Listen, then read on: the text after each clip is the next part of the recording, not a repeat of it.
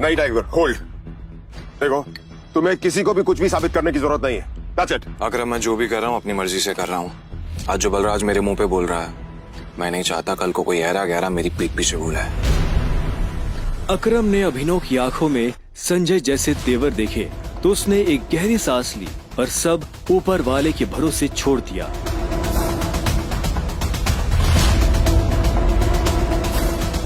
लगभग 1 घंटे के बाद बलराज अभिनव और अकरम के साथ अपनी प्राइवेट एरेना में आ गया था।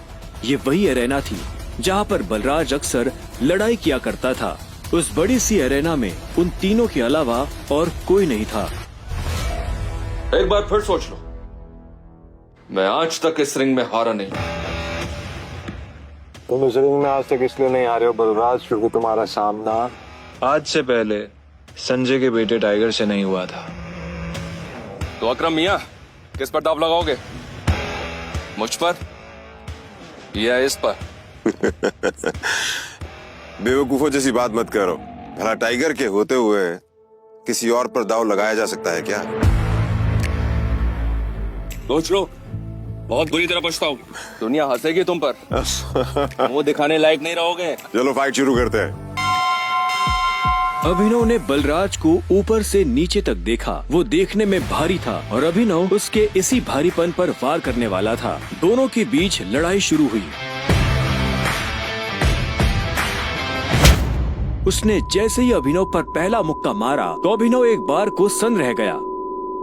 और एक बात हमेशा याद, अपनी आखिरी सांस तक लड़ना है। समझ गया ना टाइगर? ये किसको लेकर आ गए? ये हम पे राज करेगा? हाँ, मैंने कहा था ना कि कोई भी हमारे सर पे आकर बैठ जाएगा और बोलेगा कि मैं टाइगर हूं, और हम मान लेंगे? बिल्कुल नहीं। Come on. उसका मुक्का अभिनव की नाक तोड़ता उससे पहले ही अभिनव को होश आ गया और उसने अपना सर नीचे झुका लिया। बलराज का मुक्का खाली गया और वो पलटकर अभिनव को देखने लगा।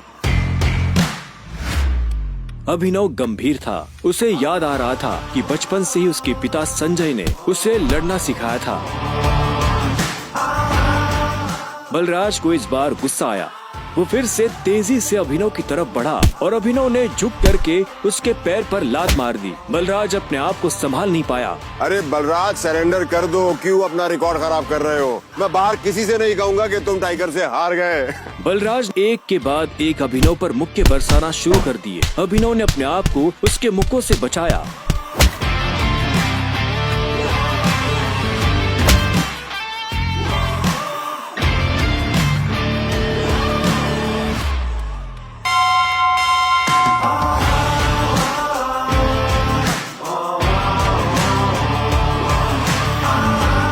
अभिनव ने बलराज को छोड़ा और चुपचाप रिंग के कोने में जाकर खड़ा हो गया। बलराज ने मुश्किल से अपने भारी भरकम शरीर को उठाया और दर्द में कराहते हुए बोला, अकरम, मैं जानता हूँ तुम बहुत खुश हो गया आज। बलराज की कमर में मोच आई थी और उसने हंसते हुए अभिनव से कहा, कहाँ से सीखा ये सब? ये सब मुझे विरासत में मिला है, मेरी उस गद्दी के साथ। जरा पियोगे मेरे साथ? आज की पार्टी मेरी तरफ से। बलराज, ऐसे नहीं कहते, ऐसे कहते हैं कि टाइगर जी, क्या आप मेरे साथ शराब पिएंगे, पार्टी करेंगे? इस तरह। टाइगर जी, क्या आप आज मेरे साथ शराब पीना पसंद करेंगे, पार्टी करेंगे? हाँ, ओके। राइट। क्यों नहीं?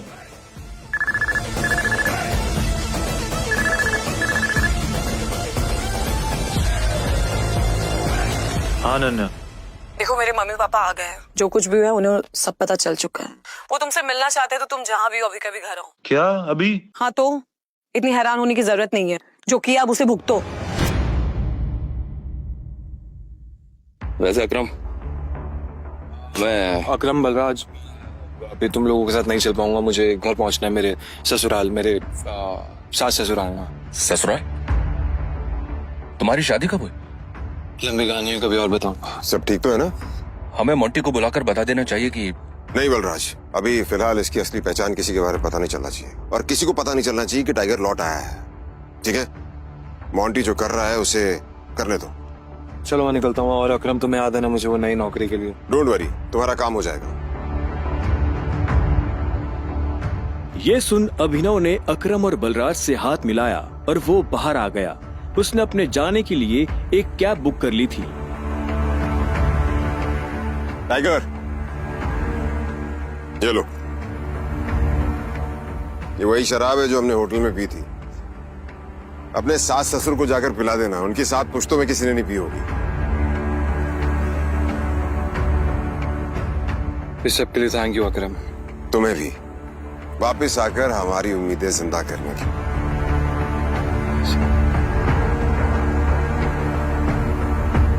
अब आजा कि अंदर रिंग में ही रहेगा। कुछ देर के बाद गाड़ी अनन्या के घर के बाहर आकर रुकी। अभिनव नीचे उतरा और गहरी सांसें लेते हुए घर के अंदर पहुंच गया।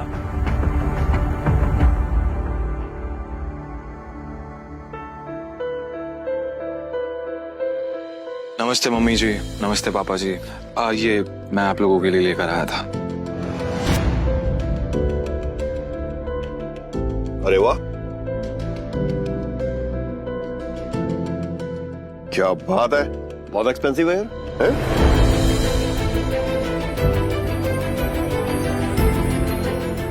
क्या खुशबू है, देख। क्या तुम भी? मुझे तो लगता है ये बॉटल्स कहीं से चोरी करके लाया होगा। तुम्हें लगता है इसके जैसा आदमी इतनी महंगी शराब अफोर्ड कर पाएगा? और तुम ये सब क्यों लाए हो यहाँ पे? हमारे बेटी के साथ जबरदस्ती करने के बाद हमें रिश्वत देना चाहते हो तुम? वो भी चोरी की हुई शराब? सॉरी, लेकिन ना ही मैंने किसी के साथ जबरदस्ती की और ना ही कोई चोरी की है। अच्छा, तो फिर मेरी बेटी के साथ तुम्हारा भूत सोया हुआ था? तुम ये सब इसलिए कर रहे हो ना ताकि तुम मेरी बेटी की जायदाद हड़प कर सको? तुमने कहा तुम और कहा मेरी बेटी। अभिनव को ऐसा लगा जैसे उसके सीने में किसी ने छुरा घोंप दिया हो। कोई भी उसकी बात सुनने को राजी ही नहीं था। हाँ, ये बात ठीक है कि वो अनन्या के साथ एक बिस्तर पर सोया था, लेकिन उसने ये सब जानबूझकर नहीं किया था। उसे खुद नहीं पता था कि वो अनन्या के कमरे में कैसे पहुंच गया। अगर उसे पहले से ये सब पता होता तो वो कभी ऐसा नहीं करता। पर आखिर में अभिनव ने कोई सफाई नहीं दी। उसे पता था कि कोई फायदा नहीं होगा। गूंगे हो? मुंह में जुबान नहीं है तुम्हारे? शर्मिला, बैठ। अभिनव, बैठ जाओ। शर्मिला अभी भी गुस्से में उसे देख रही थी। अभिनव बैठा और राजीव ने आगे कहा, तो वहाँ जो कुछ भी हुआ है हमें उसके बारे में सब कुछ पता है, और अनन्या को भी ये मालूम नहीं है कि उसके साथ कैसे हुआ है। लेकिन मुझे ऐसा लगता है कि वहाँ पे कोई बहुत बड़ी गड़बड़ हुई है। चलो, अब जो कुछ भी है, तुम्हारे और अनन्या का रिश्ता तो बदल नहीं सकते। वैसे भी जो कुछ हुआ उसका उसे मलाल नहीं था। अगर वो अनन्या से नहीं मिलता तो वो अकरम से कभी नहीं मिल पाता। साथ ही वो बाहर की दुनिया में अनन्या का नाम भी खराब नहीं होने देना चाहता था। ऐसे में वो भी नहीं चाहता था कि ये शादी टूटे। तो अभिनव, तुम क्या करते हो? मैं एक डिलीवरी बॉय का काम करता था और आज मुझे नौकरी से निकाल दिया गया। उसके ये शब्द किसी बॉम्ब की तरह उन दोनों पर गिरे। इससे पहले कि शर्मिला कुछ कहती, राजीव ने कहा, अभिनव, तुम्हें जल्द से जल्द नौकरी ढूंढनी पड़ेगी, और वो भी अच्छी वाली। तभी तुम मेरी बेटी के साथ लीगली शादी कर सकते हो। चलो, अब तुम जा सकते हो। अभिनव उठा और बाहर निकलने लगा। इतने में शर्मिला के गुस्से में और एक उबाल आया और वो अभिनव के पीठ पीछे बोली, देखा कितना ढीठ है ये? ओवर कॉन्फिडेंस तो देखो इसका। जेब में 10 रुपए नहीं है और चल ऐसे रहा है जैसे जंगल का टाइगर हो। राजू, तुम्हें लगता है इस जैसे लीडर को कोई नौकरी पे रखेगा? रखेगा नहीं, रखेंगे। मेरे लिए काम की कमी नहीं है। सुना तुमने? राजीव भी अभिनव की बात सुन हैरान हो गया। इतने में अभिनव शर्मिला के पास आया और बोला, अगर मुझे एक अच्छी नौकरी मिल गई तो क्या आप मुझे ये साबित करने का मौका देंगी कि मैं अनन्या से शादी करने के लायक हूँ? बड़ा कॉन्फिडेंस है। अरे भर में जाए ऐसा कॉन्फिडेंस। और तुम, नौकरी का मतलब ये नहीं है ये कल के तुम किसी पार्किंग लॉट में जाके बैठो और लोगों की गाड़ियों की रसीद पढ़ो। मेरा मतलब है नौकरी जैसी नौकरी, असली नौकरी, सही वाली नौकरी। और अगर कल तक तुम्हें ऐसी नौकरी मिल जाती है ना, तो तुमने जो कुछ भी अभी कहा उसके बारे में एक बार सोच सकती हूँ। शर्मिला से ये सुनते ही अभिनव के चेहरे पर बड़ी सी मुस्कान आ गई। शर्मिला को नहीं पता था कि अभिनव कौन है और उसके पीछे किसका हाथ है। उसने मुस्कुराते हुए हाँ में सिर हिलाया और घर के अंदर जाने लगा। रात बहुत हो चुकी थी और उसे पता था कि इस वक्त वो अपने घर नहीं जा सकता था। उसने सोचा था कि वो अनन्या के कमरे में जाकर सो जाएगा। वैसे भी अब दोनों पति पत्नी थे। ऐसे में अभिनव जैसे तैसे उस बड़े से घर में अनन्या के कमरे के बाहर पहुंच चुका था। क्या है? रात बहुत हो गई, मैं अपने घर नहीं जा सकता, मुझे सोने के लिए जगह चाहिए। तो क्या तुमने मुझे अपने मम्मी पापा से मिलने के लिए बुलाया था ना, तो तुम ही जगह दो सोने की। हेलो, तुम्हें क्या लगता है मैं फिर से तुम्हें अपने कमरे में आने दूंगी? तो मैं और कहाँ जाऊंगा? मुझे नहीं पता, जो करना करो, बट पैरेटा वरना मैं तोड़ दूंगी। अभिनव पहले तो नहीं डरा, पर जब दरवाजा उसके पैर को छूने ही वाला था कि उसने अपना पैर पीछे खींच लिया। अनन्या ने दरवाजा बंद किया और दूसरी तरफ से चिल्लाते हुए बोली, नौकरों की जगह ना मालिकों के कमरों में नहीं, घरों के स्टोर रूम्स में होती है। ये सुनते ही अभिनव को बुरा लगा, पर वो कर भी क्या सकता था। उसने बस बंद दरवाजे को देखा और हताशा से अपना सिर हिलाने लगा। अब आगे क्या होने वाला था? कहाँ सोने वाला था अभिनव? और क्या उसे इस घर में कभी इज्जत मिल पाएगी? और क्या होगा जब अनन्या के घर वालों को अभिनव की असली पहचान के बारे में पता चलेगा? जानने के लिए सुनते रहिए द रिटर्न ऑफ टाइगर, सिर्फ पॉकेट FM पर। आगे की कहानी जानने के लिए नीचे दिए गए लिंक से डाउनलोड करें पॉकेट FM ऐप।